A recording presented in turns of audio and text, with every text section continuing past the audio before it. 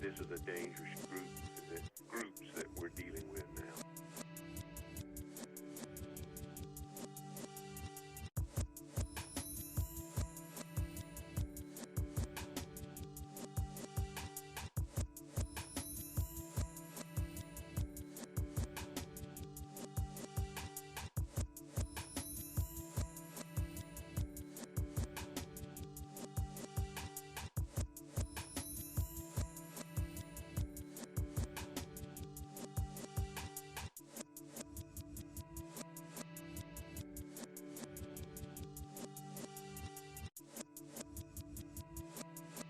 This is a dangerous groups that we're dealing with now.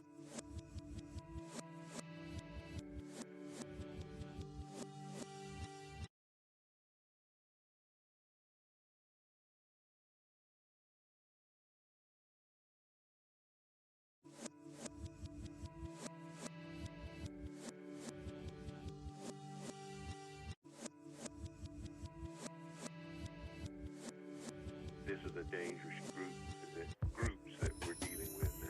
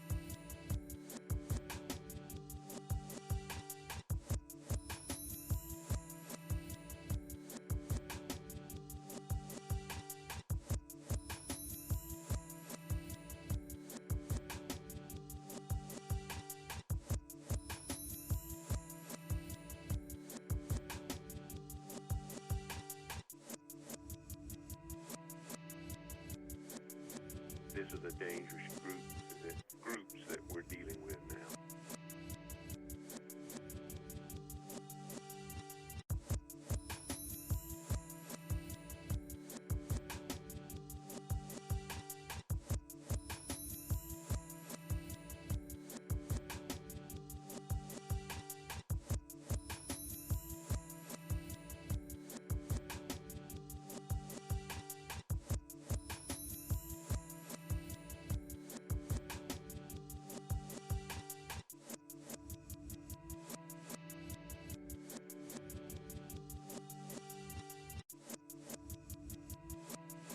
This is a dangerous groups that we're dealing with now.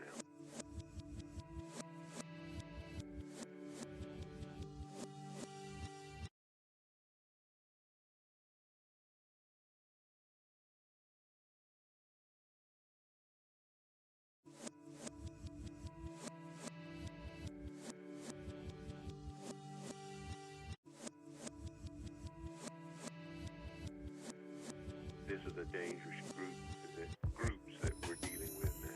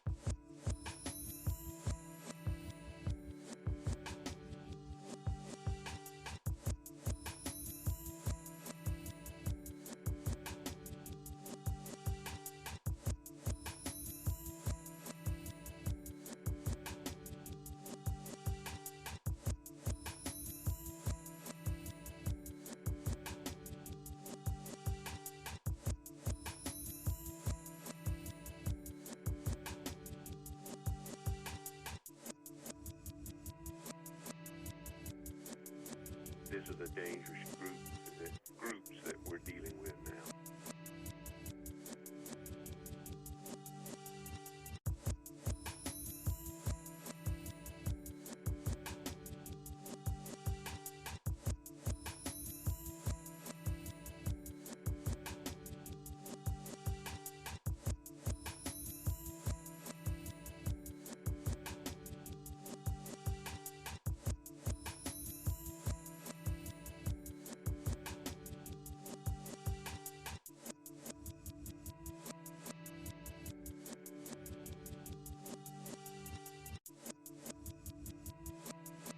This is a dangerous groups that we're dealing with now.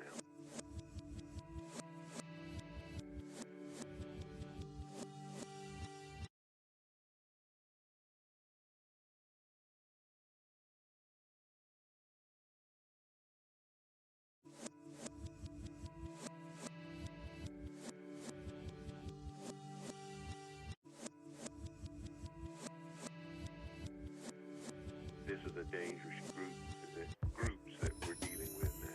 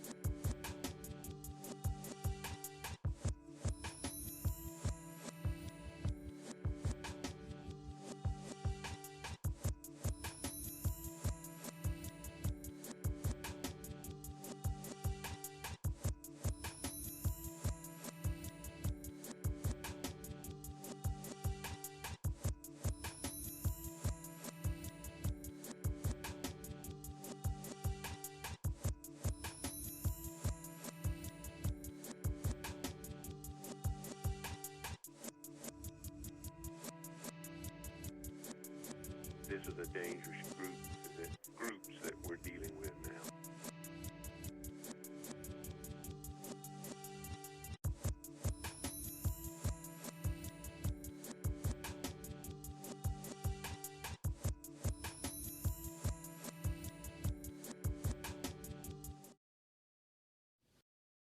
And a new season. 24/7 Buff Fandemonium isn't just a page. It's a family. A passionate group of positive Buffalo football fans To embrace the character and fight of this team. We strive to embody this passion and present a fan-first perspective. Without all the fluff. Enter the Gun Report. Season 2. The first season was exciting for 24/7 Buff Fandemonium. Talking football, connecting with fans, and having quality conversation. This season we're stepping it up, and we want you all to come be a part of the conversation. On March 9th, 2021, The Gun Report is back. Let's go, Buffalo!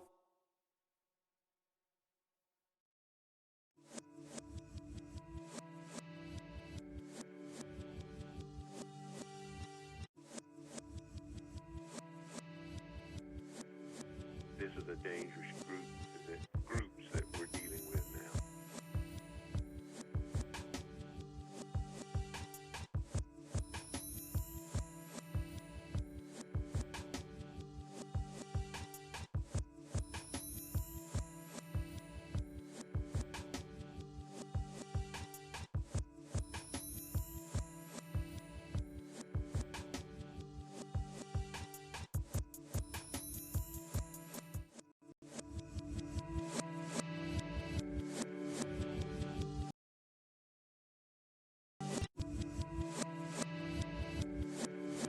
This is a dangerous groups that we're dealing with. Ladies and gentlemen, welcome to 24/7 Buff Fandemonium presents the Gun Report Season 2, Episode 11. I'm Jarrod. Joining me tonight, we have Scott. Hey. And Swank. Did you say squat? You were going to say my name and then you said Swank. Scott. You were like squat. Swank. Yo.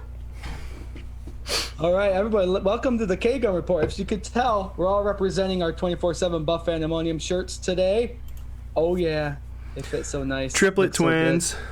All right, we still have a couple of those available. Don't be afraid to PM us your interests if you need them, and we have our Venimo set up on the bottom tracker. Also, we still got these babies. We love giving these away. These are fun to see them on everybody's vehicle. 24/7 Buff Fandemonium stickers. Just send us your PM us your address. We'll send them out to you for free. Tonight, we're going to talk a little bit about the schedule that came out last week. I personally love it. Love the way we look with the way it looks. We also have a question by Fandemonium follower James Brubaker that we're going to ask, and a couple questions that we might throw out there to get some answers from. Regarding shows, next week we're going to get back to the giveaway show because we're going to start doing film study. Swank, you want to explain that a little bit more? Yeah, so we had this idea where we were going to watch condensed versions of all the games from last year. Chronologically, so we're going to start week 1 Jets, go all the way through the playoffs, and coincidentally enough, that lines up with the exact amount of weeks that we have left until we're actually back into regular football. So what we'd like to do is to invite you guys to do this with us, because I think it'll be super fun. Go over the game, see what we were expecting to happen, break down what actually happened, and kind of maybe look into the future and see what does this mean and where did it go as far as the development of the team, the development of Josh. There's just so much cool stuff, and you get to relive a really good season. So I have a little website that we're going to use. I think we're going to watch condensed full games, but there are like intense, really intricate highlights. I know NFL.com does a really good job. I know ESPN has some stuff. If you have Game Pass, there's all of the games. You can watch however you want. So it'd be really cool if you guys wanted to follow along with us. We're going to try and hype it up from now until next week, and let's do it. Yeah, and stay tuned. Yeah, like you said, Swank, it's a good way to just watch that great season all over again. Yeah. And, like you said, it's film study. We're going to break it down a little bit. You guys have questions for us, why the Bills may have done something, a certain defense, a certain play at some time. We'll try to break it down for you. Like, we're not GMs or anything like that, but we like to give our opinion on things. So, yeah, I think it'll be fun, definitely. Yeah, I can't wait. That's going to be fun. Love breaking down and watching those games over again. All right, let's say hi to a couple people. Johns, we got Alberto's back. Alberto. Amanda, hi, Amanda. We'll send a sticker out to you. Just PM us your address. We'll send the sticker right out to you. Kathy, what's up? Eder just let us know he's at the playoff game, Florida versus Tampa. Who's everybody rooting for if you're watching hockey? All right, guys. You guys want to get into it? Let's break down the first quarter of the 2021-2022 season. All right. Okay, so we all know who the Buffalo Bills are starting with. They're starting with the Pittsburgh Steelers. 1 o'clock game. They were 12-4 last year. Then they're on to the Dolphins, 10-6, 1 o'clock game. Then they're playing the Washington football team. They were 7-9, 1 o'clock game. And then the Houston Texans, who were 4-12, 1 o'clock game. Scott, I'm going to start you out with the first quarter of the season. What do you project us going record-wise? And is there any games in there that really, really interest you? Okay, I'm going to start out by saying I love 1 o'clock games, so I'm glad that's the way it's starting out. Boom, boom, boom. I think we got a great game right off the bat. It's not an AFC East game, which I know, Jarrod, you said something. It may have been something you wanted to start off with an AFC rival, but it is an AFC top of the AFC East AFC team, a top team in the AFC East. I keep saying East. Top of the AFC in Pitt. Yeah, North. And that's a good game. And I don't think Pitt's going to be as good as they were last year. They really didn't add anybody, and they lost Bud Dupree, Mike Hilton, Villanueva, James Conner, Sean Davis. They did add Najee Harris that I think a lot of Pittsburgh fans are happy about. Pat Freiermuth at tight end, and I don't see any other changes. So I'm seeing the Steelers not have as good as a record as they did last year, and I see the Bills coming up with their first win. I like it, Swank. We're going top to bottom? Yeah, let's just do it. Let's just run through it really quick. Fandemonium, let us know your opinion too. We're going to break down each game week going in the week that they play them. Sweet. Swank, just don't say AFC East as much as I just did. So in the AFC East, we have one rival in this. No. So the Steelers, I agree 100% with what you're saying. I think a big thing that maybe you glossed over is Ben Roethlisberger is still quarterbacking this team, and there's no end in sight for this. The owner said that basically he can play there as long as he wants. So it's kind of a AIS ass in seats scenario. I think they want Big Ben on the field because he sells tickets. If I was that coach and that GM and that owner and I saw how Ben played the last part of last season, I don't know if I'd really be too into that. So I'm not scared. I say that this is definitely a big win for the Bills against a stout opponent, and Josh comes out and shows everybody why he's going to be the MVP this season right out the gate. I love it. That's awesome. I agree with everybody. I think the Steelers, although still a pretty good team, they're not as good as last year. Their 12-4 record was a lot better, I feel, than what it should have been. Remember, they started out by winning their first 9-10 games. Yeah, they were on fire, right? Mm-hmm. And then who knocked them off? Was it Cleveland that knocked them off quick? Yeah, someone knocked them off. That started it. Yeah, but, Cleveland.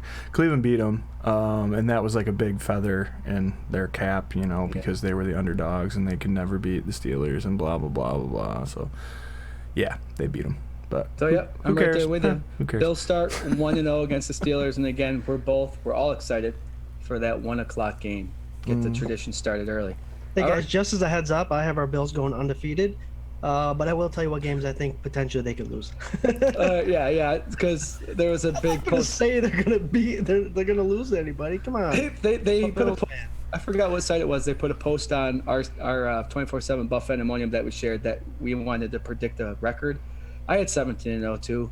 I'm always that way. There's no game that we can't win, and to be real, I love it when people say realistically 14-3. Realistically, they can go 17-0. And Swank, you've always said this. Nothing's guaranteed until after. You know what I mean? Yeah. It's so 17-0, but I do have 15-2 because there's 15-2 because there's 2 games in there. I think everybody knows what games those are that the Bills could go either way with. Mm-hmm. Swank, quick, give us your prediction. What's your record? Oh man, I really haven't even thought about it like that. All right, to I'll be get honest. back to you in a minute. All right. Jarrod, we were brought up this way, and I'm sure Swank probably is like this. The only record I care about is the 1-0 record, week 1. And it's cliche to say that, but the more we do our shows, we concentrate on one game at a time, and you better believe, the players mark on their calendar the big games, the AFC Championship rematch and all that stuff, but they know McDermott's got it ingrained into their head that it's week 1 that counts right now. I think that's a recipe for any successful team. Yeah, and they say it every week. Like, before the game, we're not talking about this, we're not blah, blah, blah, this is just another game.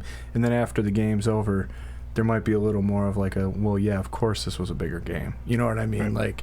There's certain things that they'll admit to just a little bit. But you know that there's those retribution games, that there's those we got to win this games, and keeping the team and everybody on the sideline in that 1-0 mindset. It's beautiful. I love it. It's great. And then to open that door a little bit after the game's over, I love that too. But to close it shut, I absolutely love that because it's just right. It's on in business, man. Next week, this is what we've all hated Belichick for years. You know what I mean? I've said it last season. McDermott is just a more likable Belichick. He's obviously doesn't have I'm not saying they're the same person and that whatever, but whoa. I'm sorry, pump the brakes, but I'm saying that the way he handles the media and the team and that kind of thing, it's all very close to the vest. It's all very professional and minimalistic, but he does it way cheerier and more likable than Belichick, who's the Penguin. Yeah. I don't know why we did that. We won, right? Okay. Yeah. All right. Ken O'Daniel, 15-2. Josh Cook, what's up? Ken O'Daniel, 15-2 Super Bowl bound. Mike Vout. What up, fellas? Whenever I see what up, I always want to say, what up? You guys remember that? Nope, don't remember that, no. Forward to every game. Blasphemy, he says. All right, Dolphins, week 2, great AFC East rivalry. I'll start this one right off. I don't see it being any close at all. Tua's still the quarterback if he gets through the preseason. I don't think they did that much to improve their team. So Dolphins were 10-6 last year. I don't think they're going to win that many games, but the Bills will start 2-0 this season. Did you just say if he gets through the preseason? Yeah. Wow. You don't think he's starting week 1? I don't know. I mean, if he gets through without injury.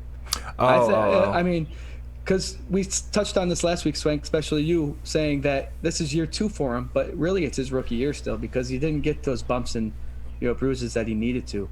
So I don't know how preseason's going to look for any team, but I can see Tua being out there a little bit more than a year 2 starting quarterback typically would. Yeah, I agree. I don't think, like, obviously he got some game experience, but he didn't get the full experience. You know, he didn't get Josh Allen's rookie season, right? Like, so I don't know. He's got a long way to go, and they didn't do a lot to help him.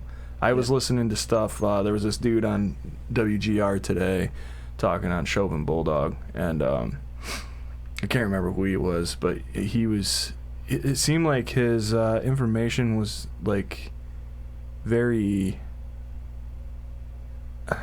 compartmentalized to like exclude what the Bills have done. Like he was talking about how the Dolphins have done some exciting things and they're doing this and this and this, but again grazed over the fact that like they don't have an offensive line, and that they've traded away and they've got a lot of young parts, and there's it was fluky that they went that high. If they're 500 this year, I'll be surprised. Right. And then just going on through everything else and just kind of being dismissive of the Bills and kind of, I thought, disrespectful.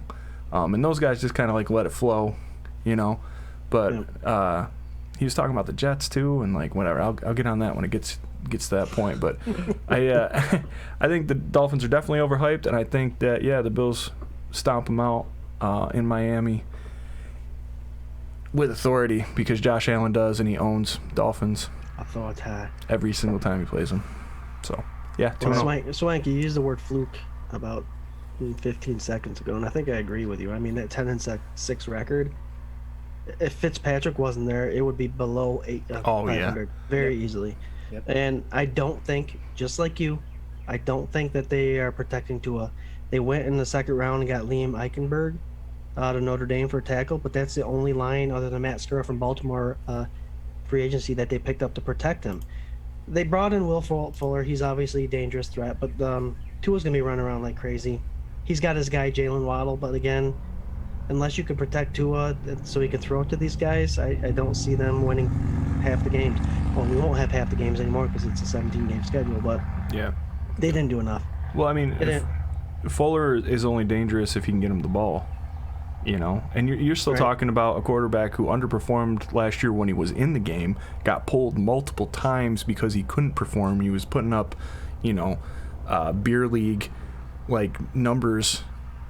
What was that one stat? He played 3 quarters, and in the first like series that Fitz took over for him, he had more yards than him or something. Yeah. Like, he drove down once for 80-something yards and already had more yards total than Tua had. Yeah, there is not enough time, and I think preseason will be better this year. I think with everything kind of being more looser and they have an idea and it went well last year, I think that we'll have the OTAs, we'll have all the mandatory minis, we'll have training camp. I think a lot of that will look a lot more normal comparative to last year. So he'll have that time, but they really missed an opportunity to give him the chance to fall on his face. And like, we say it I feel like we've said it like 4 weeks in a row or whatever, but it's so true, man. Like, I don't see him getting better because they're babying him, and really just you put him back a full year, I think. Maybe even worse than that. Maybe it made him worse off than he was his rookie year. Yeah. We'll see. So. Yeah, never know. All right, so I think we all agree 2-0 start. 2-0 start. Let's get a little bit of John Johns. Tua's a first-half quarterback. I don't think he manages the ball well enough in the fourth quarter. Good point. But you still have to keep him in so he can learn how to. Ken O'Daniel, Tua release is just too slow alone besides the line. You're right. So, like we said, he's going to be running around like a crazy man trying to, and who knows what our defensive line is going to look like. We're kind of excited about that. So, Yeah. that's going to be exciting. All right, 2-0 Buffalo Bills going into week 3. Another home game against the Washington football team. They finished 7-9 last week. Swank, you want to lead the way with the Washington football team? Yeah, I think they're in a rebuilding stage, and they were kind of last year. Haskins kind of screwed them over, I think, with whatever the hell he was doing. I really don't understand. I don't understand having these. What are you doing? Dude, how do you get these opportunities? There's seriously like 1% of high school kids make it into college ball, and then less than 1% of college athletes playing football on a national stage get into the NFL. And how the hell, if you're less than 1% of 1% and you've been your whole life gearing up for this and you get the opportunity, do you just piss it away that Haskins did, the way Haskins did? You know what I mean? It just it should make more people a little more upset, I think. And it's kind of a shame, man, because he was fun to watch in high school, college, and all that stuff. But anyway, so they're kind of back to square one, I think, with that. I like Rivera. I like everything that they were kind of going. I was rooting for them when they made it into the playoffs.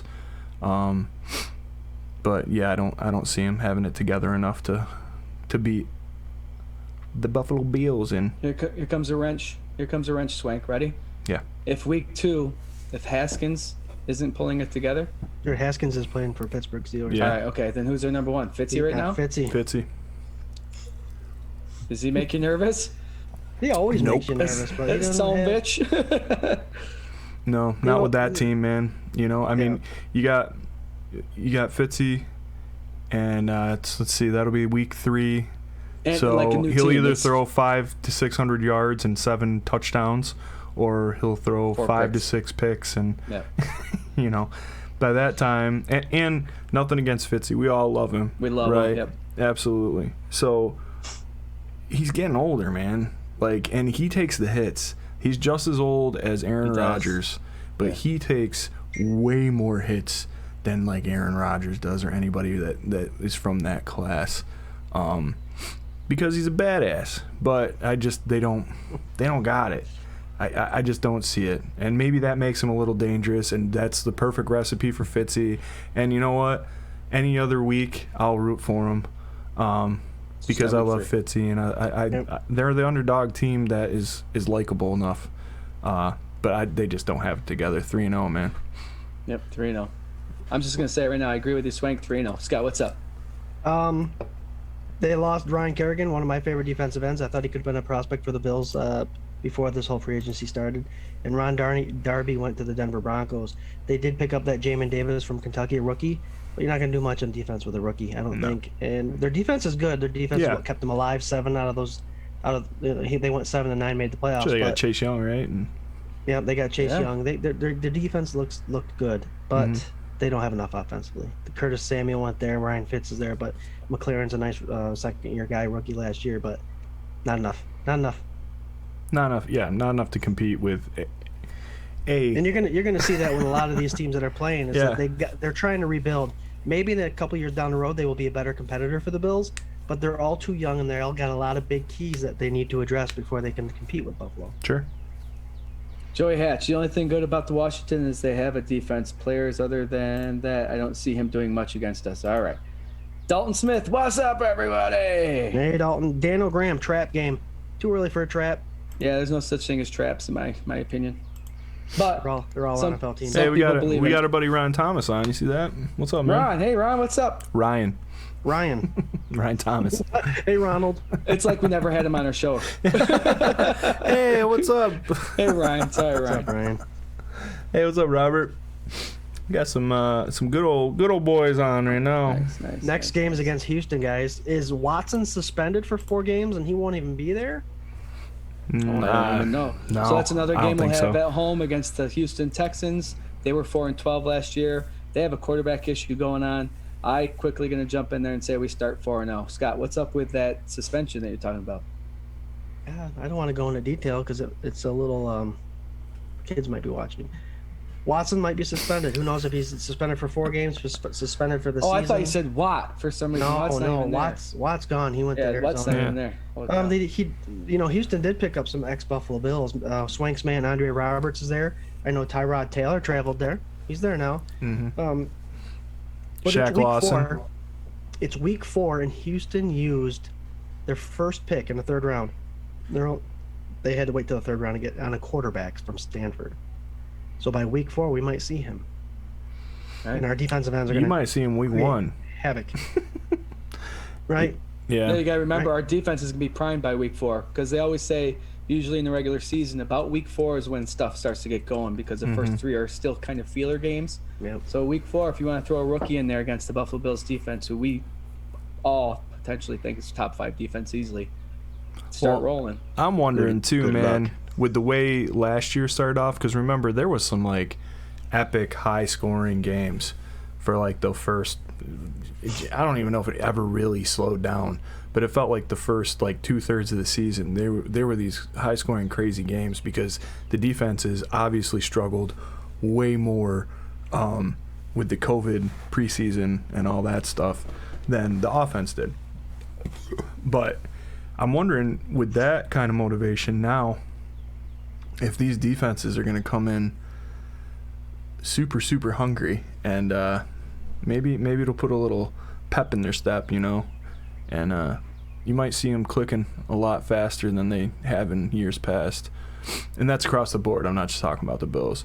Texan-wise, Deshaun Watson, I guess if he's starting, you got a little something to worry about. Other than that, that playoff game we win if it's not for DeAndre Hopkins, So I don't think they have any receivers to worry about if Watson's not playing, or if he's traded, or if he's suspended.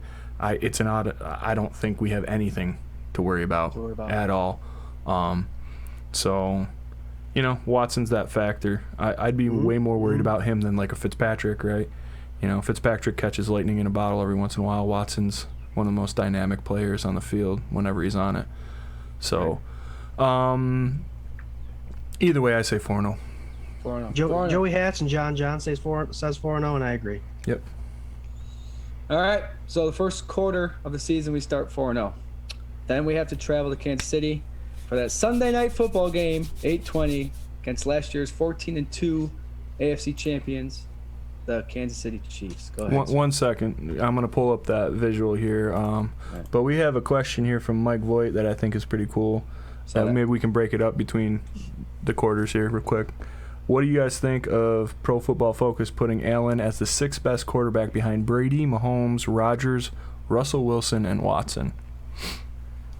Quick emotional feelings right now is the fact that I don't care where you put quarterbacks. Josh Allen can be ranked 6th on that list, but we watched him play. I don't really pay attention to a lot of that stuff. I don't think they have on the PFF, do they have heart? You know what I mean? I don't mean to get cliche, but Josh Allen's got probably the biggest heart out of all of them. He's got the biggest drive, humble. So you can put him wherever you want. I know my quarterback went out there and went 13-3 last year and got us to the AFC Championship game. So, they have those things for people to talk about. But in my case, Josh Allen's still my number 1.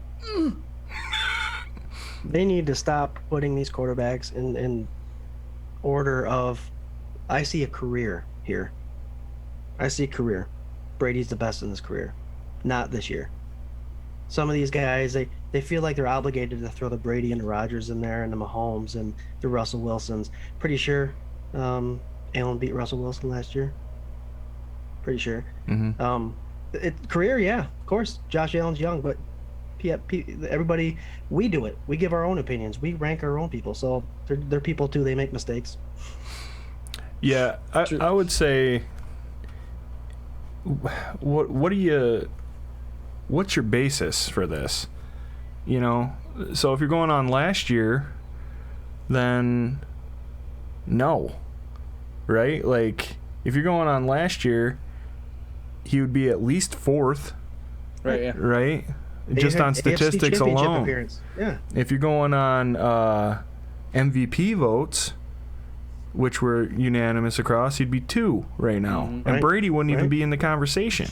And he won the Super Bowl. So, like, a lot of these, Pro Football Focus especially, dude, I can't stand them.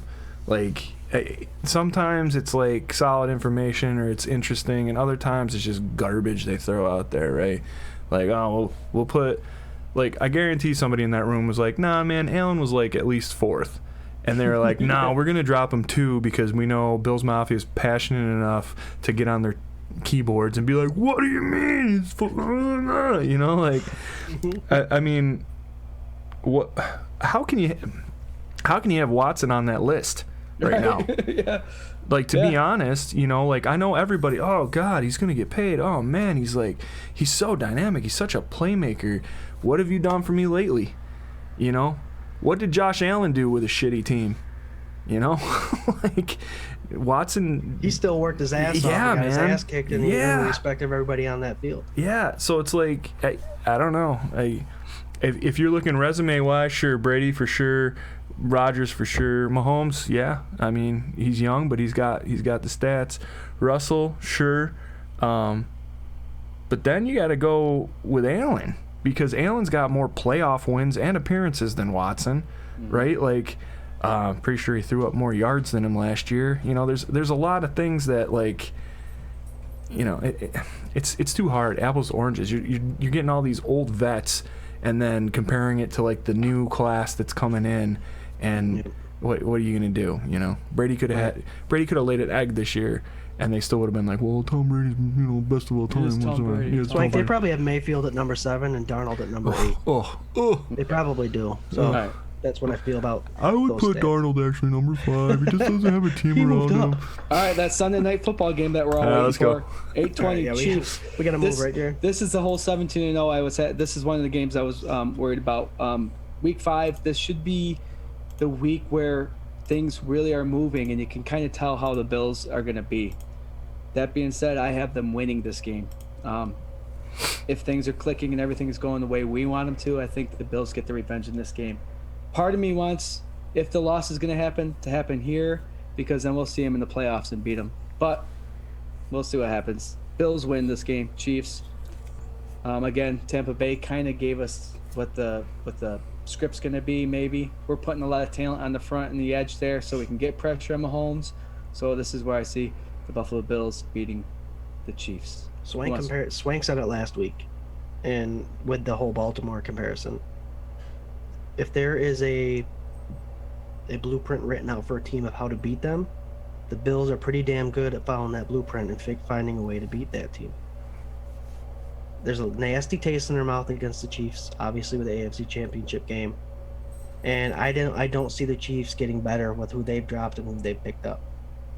I don't, and the Bills have, so I give them the win. Obviously, I have them going undefeated, but this will be the tough one. If they were to lose a game, I would give it to the Chiefs, but I don't see them losing to the Chiefs this time. Imagine that hype leading up to that game. Oh boy. This is the one that got circled, man. This is it. This is if you believe all the rhetoric, this is what they've built the team based on, is to, you know, slay Goliath, right? Like, I want them to go in there and just win. I don't care, like, if they mop the floor with them. I don't care if it's by 1 point. You know, obviously, if you went in and you dropped 40 on them, I'd be I'd be ecstatic. But this is where you make your mark. You win that game, and everybody's talking about you. They're not talking about Pat Mahomes anymore. They're talking about what's wrong with Patrick Mahomes and Andy Reid. They're not talking about Josh Allen just doesn't quite have it. McDermott's so close. He's built just such a heart-touching kind of team. You know, this is that game that is going to define their whole season. And I think they do it. Yep, I think first third of the game, Sam. Yep. I think you see Diggs absolutely go off in this game. And I think it'll be amazing. So Guess what's going to be up in his locker? Yeah. That Everywhere. Can you imagine that whole week? You know. So I hate to talk about this because you never talk about a loss, but if we're gonna have a loss, Week 5 against the Chiefs would be a good spot for it, because that just gets you, all right, something's going on early in the season. Why couldn't we figure this out? Let's establish something now. So facing them that early, I love it. Joey Hatch got Buffalo over Kansas City by a field goal. Mike says we probably lose to the Chiefs, but revenge game against the Titans. That's the game I'm most looking forward to. So we have the Buffalo Bills going pretty much 5-0 up to Week 6. We're traveling to the Titans to play an 8:15 Monday night game right before a bye, which I love. This is the game where I feel the Bills defense just shows up and shuts Tennessee out. So I have a blowout game coming in this, especially if they beat the Chiefs a week before. Correction, if they beat the Chiefs, they're going to come out fired up and rolling. If they lose to the Chiefs, they're going to come out pissed Fired off up and get and ready to rolling. go. So Titans are in a bad spot at Monday night. Bills go 6-0. That's a Monday night game? It's a Monday night game. Nice. Okay. The Titans had a front office, did nothing for Tannehill. I feel bad for Tannehill. I feel bad for Henry. Only because look what they did. Look what they did last year, 11-5. They lost to Baltimore in the playoffs. They gave away Jonnu Smith, Adoree Jackson, a guy that Swank wanted. Corey Davis, their number 1 wide receiver. Adam Humphries, their number 3 wide receiver. Jadeveon Clowney didn't do much. Malcolm Butler and Desmond King were their 2 corners. He doesn't have anybody to throw to. Are they going to run the ball the whole time? They're going to try. They're going to try. They amped up their defense a little bit, but yeah. Henry will have 180 carries by then, so he might be gassed out. Right. They drafted well, but they're young. Caleb Farley, a nice corner tackle. Dylan Randez, Elijah Molden, a nice corner as well, and then Rashad Weaver from Pitt. They drafted nice, but they're young still, and that's Week 6. Swank, what do you think about this Tennessee game? I'm not into it. Like I don't think that. I think last year it was complete bullshit the way that the game was scheduled, rescheduled. If you look at it, it's the same exact 1-2 as the way it was last time, right? Just switched. Just switched. Yeah. So last year you had these 2 teams who were like high-powered teams that you had to plan for, that you just didn't know, right? And now you got them again back to back. Like, great job, NFL scheduling team. Anyway, let's see if they could do it again. Yeah. So I just think it's bullshit. I hated how last year went, but moving forward, I don't think there's any way in hell that this team can hang with what the Bills are about to bring upon them. And I think you got Star Latulilae back. You got more pieces on that defensive line. I think Tannehill's going to go right back to where he was in Miami because he's put a season of good football on tape. And it's going to be super reminiscent of what it used to be in Miami for poor Mr. Ryan Tannehill, who I don't feel sorry for. Jarrod, look what you did. You got Swank all worked up. He's good. He's going. It's like they got a game tomorrow now. Jesus. We're watching tape. Right? Good leeway. We are watching tapes this week, guys. Next week, we're going to start our film study. We're going to watch the game. Every game for the next 16, 17 weeks, even the playoff game, we're going to talk about them. We'll keep this show going. Yep. So that'll be majority of the show. So we're gonna lock out about a half hour of each show talking about the game, Week 1, Week 2, Week 3, each week, and then the last 15 or 20 minutes we'll talk about stuff that happened throughout the week. So, good job there. So going into the bye week, the Bills are 6-0, rolling. And then they come back against the Dolphins. Home game against the Dolphins after a bye week. Same story as Week 2. The difference is going to be maybe, depending on how Tua's playing, that's going to be the difference. But I still see the same outcome. Buffalo Bills go 7-0 in Week 8 against the Dolphins, and they'll be 2-0 in the division. I got to beat Miami. Jacoby Brissett starting. There you go. Yep. Okay. Same. Okay, good. Yep. On to another game that a lot of people are excited about, the Jacksonville Jaguars. We're going to travel to Jacksonville. Have those words ever been spoken before right now, by the way, that people are excited about the Jaguars game? I'm excited because I want to see how Trevor Lawrence plays, but benched. They were 1-15 last year. I still have the Bills beating them. The Bills are going to be 8-0 against Jacksonville Jaguars with that new quarterback and new running back, right? Don't they have Travis Etienne. Etienne? Yeah. So, yeah, 8-0. Scott, what do you think, Jacksonville? 1 o'clock game again. Yeah, it'll be a fun game to watch. This I know you don't believe in trap games, but I think I do believe it. We're later on in the season. This could be a game that could be a trap, but this is after a bye. No, Miami. No, this is Miami's after. Okay, so I like how they drafted Trevor Lawrence, Travis Etienne, Tyson Campbell, corner that the Fandemonium actually liked. They got a tackle, Walter Little, and Andre Cisco, a safety that you really like, Jarrod. But again, they're young, they're rebuilding, they're not there yet. They only won 1 game last year. I'm going to give them 3 games this year. I do want to see Trevor Lawrence. I think he is impressive. Whoa. You haven't talked about their new tight end, bro. The Jaguars' new tight end? Yeah. Who is it? Tim Tebow. Oh.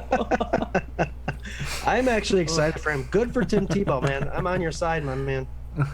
Yeah. If you don't, the thing is, if Tim Tebow doesn't make it, it's not the end of the world for him. Yeah, he doesn't care. That's the thing. That's the best thing. Scott, pull your hat up. I can't see your face. The best thing about Tim Tebow is he's if you dislike him, something's wrong with you. Sorry, but he's a likable guy. He means well with everything he does. But yeah, I'm hoping he makes it. Can you imagine seeing tight end reverse passes? Nope. He's too close to the line of scrimmage. It'll take him too long to get rid of that ball. Yeah. All right, I've seen him throw the ball before. It's not very good. All right, let's not spend too much time on the next game. It's a home game, or it's at the New Jersey when they played at last year's 2-14 Jets. I think last week we all said that they might improve by 1 or 2 games, but I still see the same. Halfway through the season, the Bills are rolling. The Jets really haven't improved much. Bills go 9-0. Agreed. On it. Also, real quick, last week we were talking about the schedule and how excited we were and how the NFL had finally gotten it together because they hadn't bunched up all these AFC East games together. And if you'll notice, we have not played the New England Patriots yet. Continue. All right. So we all agree, all 3 of us, 9-0 going into Week 11, home game against the Colts. It's kind of a rematch of that AFC division game, right? No, wild card game. That was a close game. Rivers isn't there anymore. Might be a different story. Colts went 11-5 last year. It's another 1 p.m. game. Like I said, the Bills are rolling right now, so that's easy 10-0. Scott, you want to elaborate a little bit more? All depends for me on what Wentz shows up. Right. Colts really didn't make any improvements as far as free agency. They picked up Kwity Paye, who arguably was the best defensive end in the draft, and then they also went defensive end later in the draft. So we'll see how Wentz is doing. If it's new, revived, early year Wentz, then it'll be a good game. If it's the Wentz that Philadelphia was gladly willing to give away, I think easy win. Wentz is falling into the Phillip Rivers, Sam Darnold mold for me. Okay. Jay Cutler mold as well. Where Mark Sanchez. Yeah, well, Mark didn't. He never really did anything. But those guys. Well, I guess these guys didn't either. But I think he got hyped. He never he never actually played with the team that he brought to the playoffs and the Super Bowl. There's a lot left to be desired there. Guys made out of glass. We know from Bill's experience that there's quarterbacks that get hurt and never come back the same.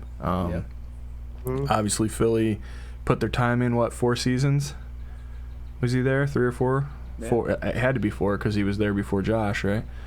Yep. Josh Allen was drafted. So, there's a lot of question marks around him. And I get Frank Reich, is he's a gambler and he's good. And if Carson Wentz is going to be anything in this league, that is exactly where he needs to be right now. But I don't think that it's enough to put it all together his first year back with Reich and with a new team after all these injuries, and the way that Philly ended was super weird. So I'm not convinced that the Colts are going to win it. 10-0. Buffalo Bills are 10-0. Look, we're rolling. Hey, guys, We're what are you wearing? Oh yeah. 24/7 BF black shirts, guys. Venmo below information. $20. We'll send them your way. You could be just like us. All right, in an exciting game, next game, the Bills Mafia is going to travel down to Louisiana. Nolens. During Take on the the Saints. Thanksgiving weekend. Yeah, it's going to be crazy. I like Thursday games. This is going to be the late game, 8:20, so the last game on the schedule. Oh man, won't even interfere with dinner. You'll be eating pie this time. This is the fun late game. This is fun. exciting. Yeah, This hell is yeah. a day full of stuff, and they get to relax and watch the game. Yeah, I like the Saints. They're a team that I usually root for in the NFC. So obviously the Bills, I'm going to be rooting for this game. I see the Bills going 11-0. I don't know how. I know Drew Brees is coming back for another season. I don't know how his age is going to. Right, he's coming back. He didn't retire. I Wow. thought he was coming back. You need to just stop paying attention to just the Bills. You need to watch them. No, wait. No Brees. Oh my god, says dude. right here. Hold on. Brees- Hey, Brees is playing. guys in the comments, listen, this is a real live feed of Jarrod losing his mind right now because he's going to be really sad that Drew Brees actually retired. Drew Brees is done. Yeah. Jameis Winston's getting his chance, Jarrod. I saw Maybe. Drew Brees retire, but then before he did, I thought he said he was coming back. But okay. No, you're guys. thinking Michael Jordan. I Yeah. apologize. I thought Scottie Right. Pippen was still playing this week. All right, so no Brees. So, real quick, Saints, I don't see them adding anybody. They lost Breeze. Winston. Don't knock on Winston, guys. The guy did pretty amazing. Other than throwing 5,000 interceptions in Tampa Bay, he still had over 5,000 passing yards and 20 touchdowns. Didn't equate to wins. Right. Defensively, they lost Trey Hendrickson, which is a good defensive end. Janoris Jenkins, corner. Sheldon Rankins, defensive tackle. And we've got their number 2 wide receiver on our roster now playing our number 2 receiver, Emmanuel Sanders. I love Emmanuel Sanders. It'll be a nice, overly stuffed because we just ate Thanksgiving dinner. Now we're trying to put beers in our belly kind of Thursday night football game. And we're going to be happy by the end of it. We win. I feel like my credibility just went out the window, guys. Mike Voigt says, I'm only worried about the Saints game because of the short turnaround. Good point. Yep. And Mike also says Breeze isn't going to pull a Favre. Don't be embarrassed by that, dude. I mean, this is what makes us what we are, right? Like, you guys are very informed and knowledgeable, and, like, we're human, man. Like, you know, Jared's got, like, a whole baseball team full of kids and a wife and a job, and, like, you know, there's like, a lot of stuff going on. I don't So, have time to Rivers. think about New Orleans. so he missed Jarrod the Drew Rivers. Brees thing, you know. I mean, it was only on every other news network, and, like, you know, it was in the Was it? paper. And Was it You in guys February remember, or March? this is a little comeback game. This is a rival, a nice little game for Emmanuel Sanders to come back to travel in the Saints. yeah. Oh, yeah. Dude, you know what's funny? Like, every time his name No, we comes had up, just- I forget that we have him sometimes. Yep. With everything else that's going on in the draft and everything, it's like, dude, we have Emmanuel Sanders. Like, our wide receiving room, like, core is top 3, 2. What are you going to say? You know what I mean? If you had to rank them. 1? I don't know. Who's better? That's what I'm trying to think. Like, who's got a better 3? Top 3. Even top Diggs. 4. Diggs, number 1 wide receiver in the league. Mhm. Emmanuel Sanders, better than John Brown, Mhm. I believe.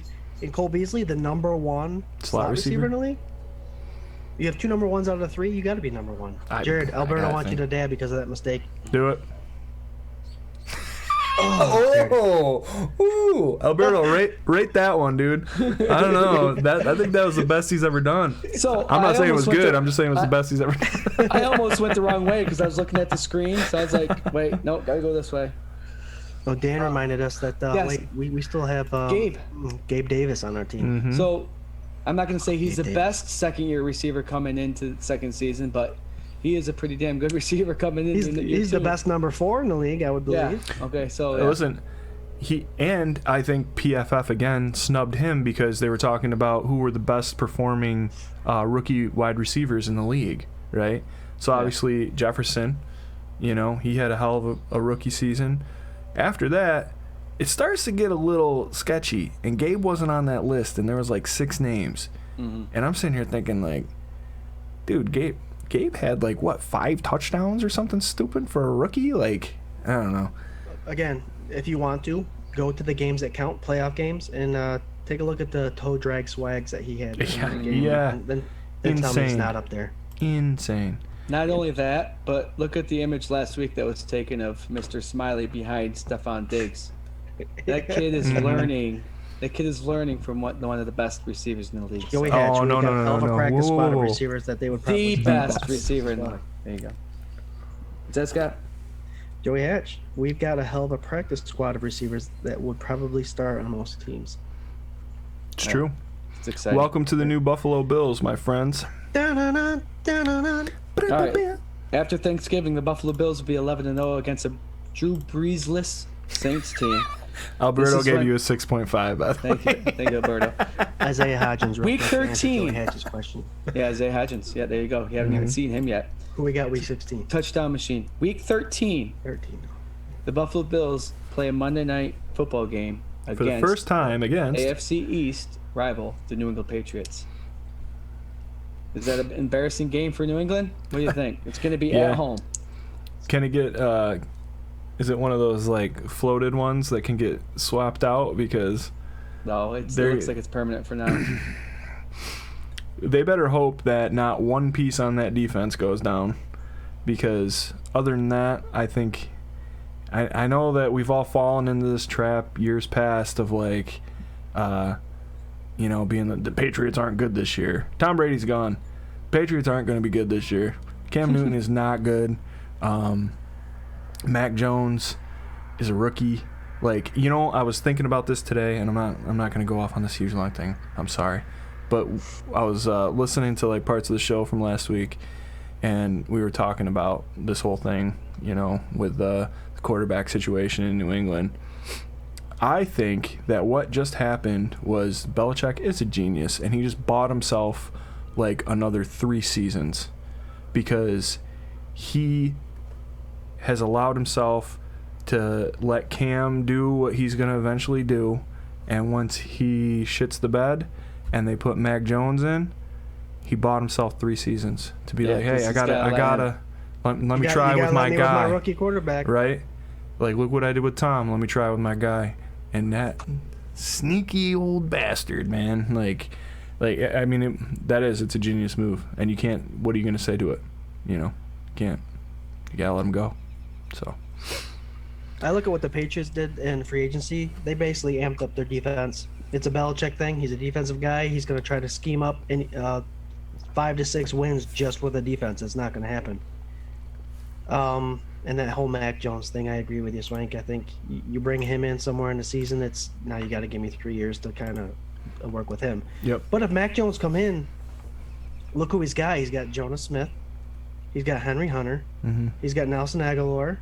Mm-hmm. Wes Welker, Julian Edelman, Randy Moss. No, I'm just kidding. He doesn't have those guys. Tom Brady. I think and we talked about it in State of the AFC East last week. Mm-hmm. I think they're dumbing it down for both Cam and a veteran quarterback that can't throw the ball anymore, and Mac Jones. Yep. Tight ends, running backs, and wide receivers. I just don't see them being successful. I think that they might win the first couple weeks to boost the record up a little bit, just because their defense will be so tough. But you're right. If they lose any key defensive player, they're going to be in trouble. Yeah. Trouble. And it's the Monday night game. Yeah. Yep, that's going to be Monday night, which means the Is Buffalo that home or Bills away? It's at home. At home. It's our only home primetime game. So which the I think Bills we have got the snubbed Saints down the there. week before. Really? Damn. Sorry. Yeah. So what I was saying was the Bills have 11 days to prep for the New England Patriots. So you got to add that too. So 12-0 going into week 14, and this is the other game that I have on the possible 15-2 record. The second loss could be. We're going down to Tampa Bay to play the Buccaneers at 4:15. Buccaneers were 11-5 last year. Obviously, they won the Super Bowl with Tom Brady. Hi, baby. So they're traveling down to Tampa Bay to play on Tom Brady and the Buccaneers. Scary team. They got momentum. Tom Brady's always scary to play. But again, they're going to have a shorter week because they play Monday. Mm-hmm. But I still see the Buffalo Bills coming out. I like to veer it off to you guys. You guys like to get into it a little bit more. So I'll lead you, Swank. What do you think about that Tampa Bay Buccaneers game at 4:15? I'll be quick with it, man. It's a bunch of old guys, and they got lucky last year, and I think it all clicked enough to where they believe in Tom Brady. I think that he's not the bionic man. There's got to be a point where he starts to break down. He's just getting as much money as he can before he gets out. I don't think he has a whole lot left to play for or to prove, except for his huge, enormous ego. So I say that team's tired. It's going to look a lot more like the Buccaneers team that was so-so and getting blown out last year by the Saints more often than not. So I say we go down there and we beat them. I'll make it short and sweet too, Jarrod. This is when the Fandemonium and the Mafia and all the Bills fans alike are going to go Boogie and Group. With what I think our defense is going to... It's going to be Allen versus Brady. You're going to hear about it all week, but by the end of the week, it's going to be... Did you see how that defense just manhandled Tom Brady and the Tampa Bay Buccaneers? That's what I have a feeling. Young guys getting off the edge, getting towards the end of the season. Maybe it's starting to click for them. Yeah, absolutely. I could see it. Boogie especially, man. Like, I just think that, like, not to discount Groot or whatever, but, like, Boogie, I think that people are, they're putting his ceiling a little too low. I think he's got, man, the tape on him and the way he hits people, Jesus. I'm glad you brought that up. I got goosebumps thinking about he could play the 3-technique defensive tackle. His hand movement's so quick off the line. He'll be that problem guy. He'll be that guy that everybody's going to be saying, wow, they got that steal in round 2. We're going to like Rousseau, Group. But Boogie, I think, is going to be the key factor. I tell you got them young legs coming out off the edge and in the middle, too, with Eddie and Epinesa, too. You got all these guys, man. And they're playing Brady? Yeah, that's what I'm saying. This is where all that speed and that youth comes in, where, you're playing a bunch of old guys. Yeah. Hopefully. To jump on that, you're exactly right. Again, we're going to be in week 14 by the time we play these guys. Hopefully our defense is well established by now. Fatigue does play a little bit in the season as it goes on. You're coming up on old veterans versus young bucks. If our defense goes the way we want it to, we have a lot of defensive linemen that we can rotate in and rotate out that can keep pressure.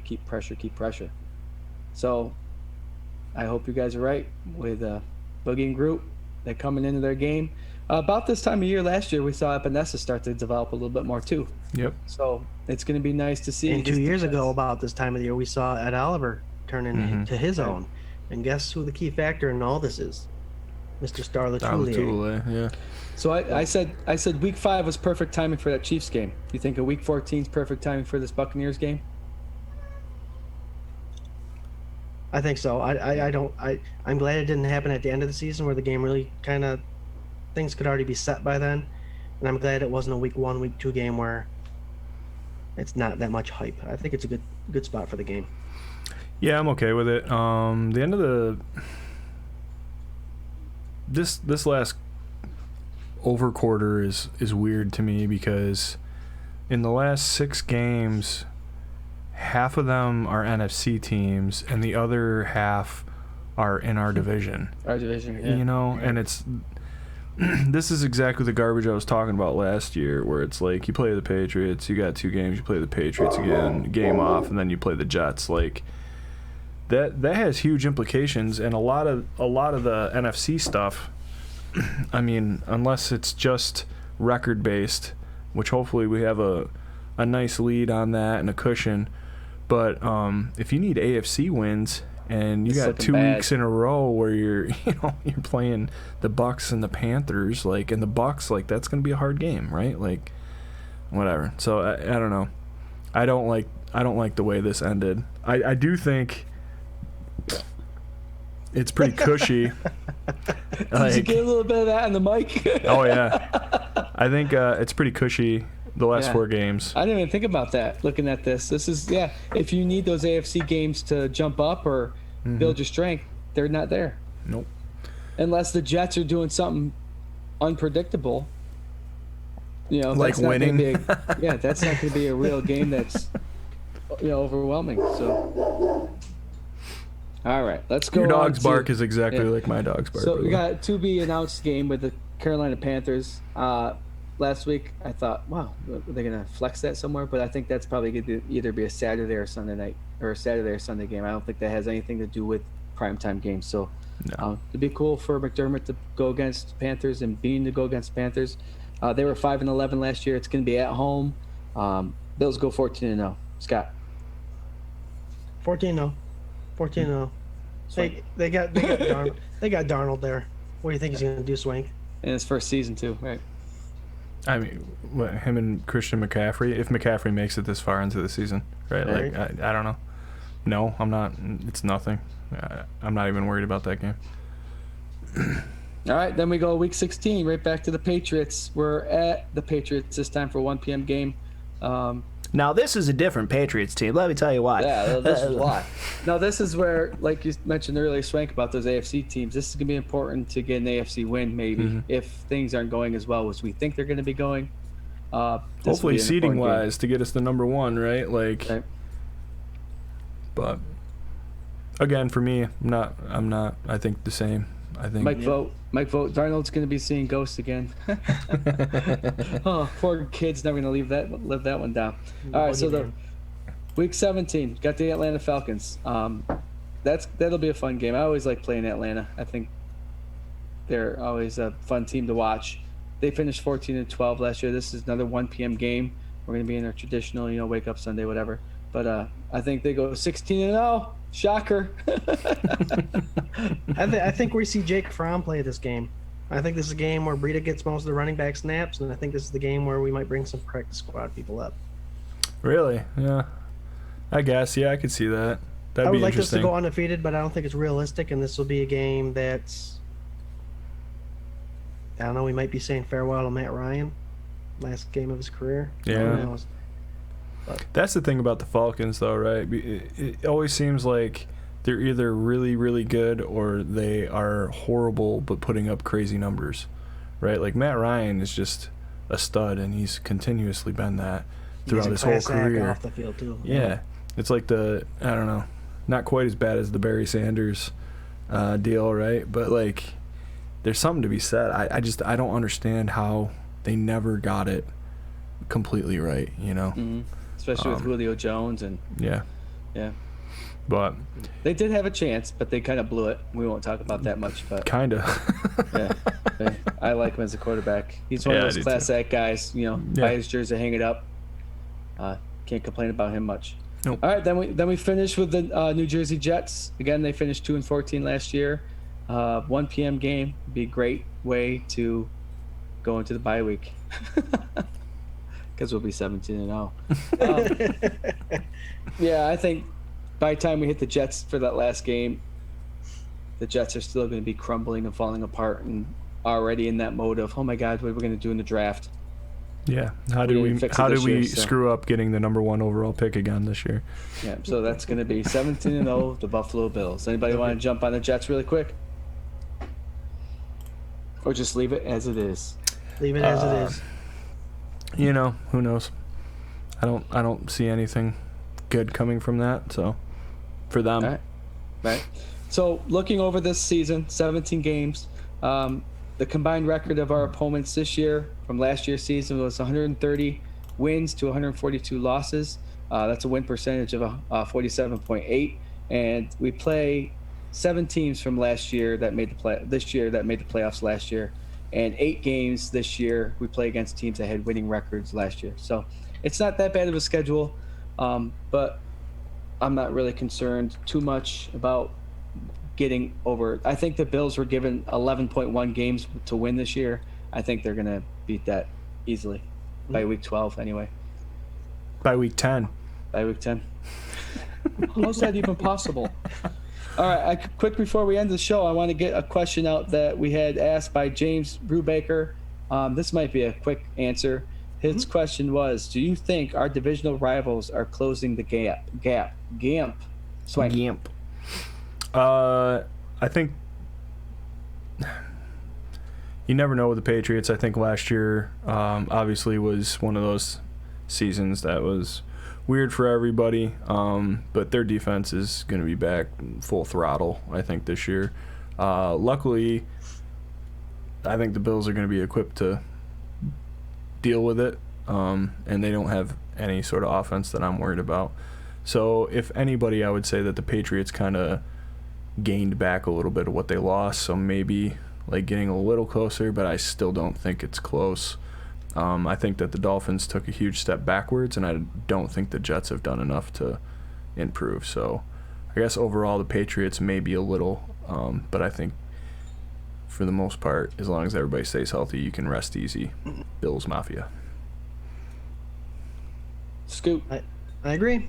I'm looking at, other than some fluke seasons when Trent Dilfer won a Super Bowl and Eli won too, you look at your division and you look at quarterbacks, and I see Josh Allen far above, more talent, just growing every year than the other six, as far as the backups go.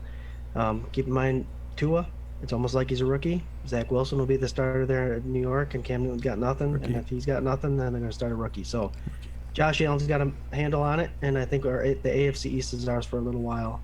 As far as closing the gap, if the Patriots defense I think they do what I think they can do. Maybe they're a lot better than they were last year, but that offense hasn't improved. So that offense has to score 30-plus points. And the stat that surprises me, the amount of what Josh Allen did last year against top 10 defenses compared to the defensive ranks he's playing this year, not even close. I think they're middle of the road at best.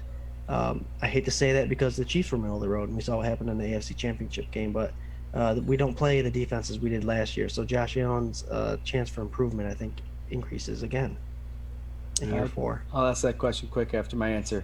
Did the AFC East close the gap? Not yet. I say not yet because our Bills were good last year, and all the players on the team are improving, and they added the pieces to improve even more.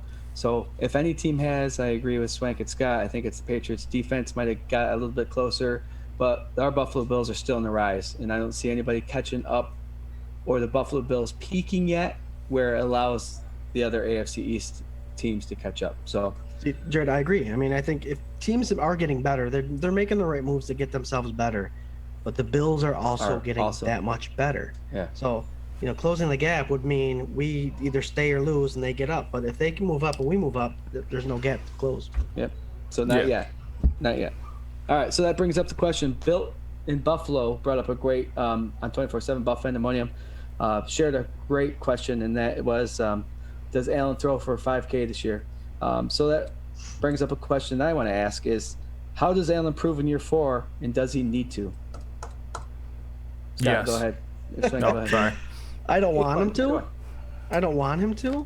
You don't want him to improve, or you don't Well, want him I to say throw? that because I don't want to imagine the contract that he will demand if he gets over 5,300 passing He's thinking yards and future. I don't care about that. future.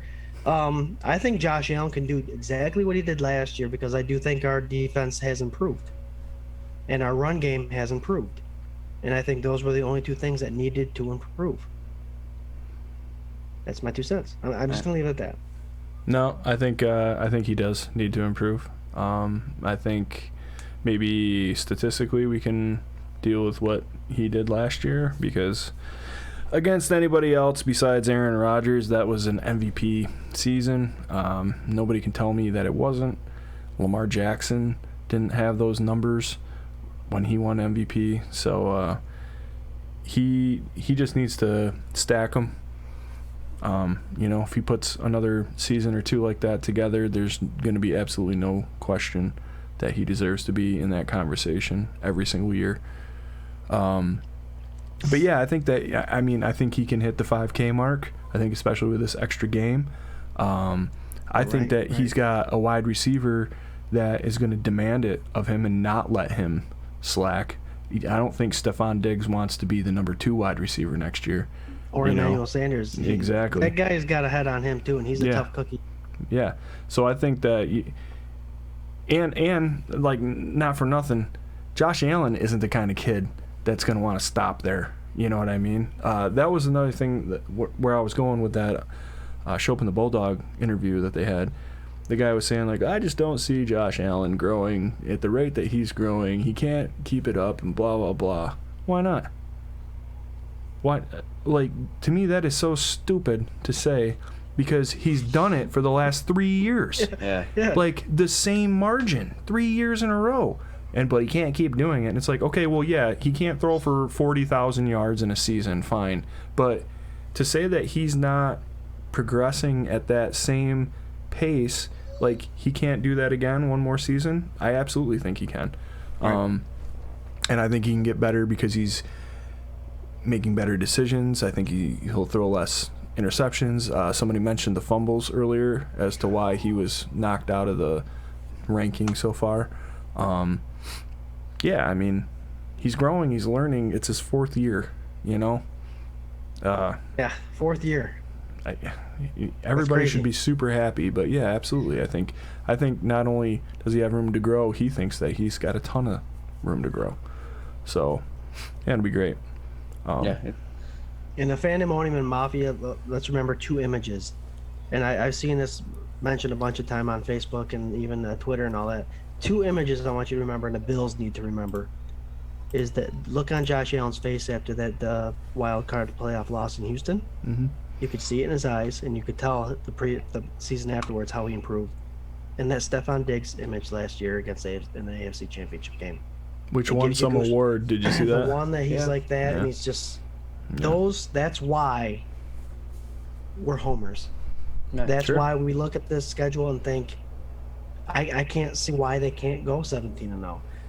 It's hard. It is. 1-0 is all I worry about. But watching that, it gives you goosebumps to be a Bills fan, and you got to be excited. There's one more image that you're missing, and that's Devin Singletary's muscular body image. That was shared a lot this week as well. That was gnarly, dude. And people are like, yes, he's bulking up, but what's that mean? But there has been rumor that he's gotten quicker. There's people out there saying, what's he going to do with that? It's not like he runs people over. Last year, he started running people over. If Singletary's working like that, and then you have Diggs with that, image of, he wants to get back there, and Allen, the whole team's got that going. So that's going to add to the hunger. That's exciting. Dan O'Gorman, right? Mm-hmm. Yeah, I think he has the best answer to this question. He will improve, but he doesn't have to. Yeah. Yeah. Mm-hmm. So great. That's a great answer. Which when's the last time you could say that?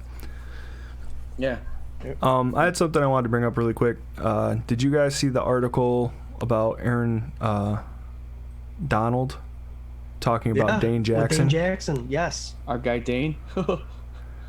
Saying how he loves playing with him, and like because they train in the off season together and like whatever, and they went to college together. Dude, I hope that kid comes out with a fire in his belly and he gives Levi a run for his money. I'm not a big Levi hater. I think that he gets picked on by the media, and he gets picked on by quarterbacks and whatever because he's not Trey White. There's not a whole lot of guys in the NFL that are Trey White, so you got to cut him a little bit of slack for being an average cornerback, if not slightly above, But Dane Jackson, man, those flashes he showed, and now you got some big superstar hyping that preseason train up. Man, I would love it. I love Dane Jackson. Basically what Darnold said, or Aaron said, was he likes working out with him because he keeps him driven. Yeah. Like, he's so motivating, and he's so athletic and competitive that it just makes him want to compete even more, and that's why he's on the Bills.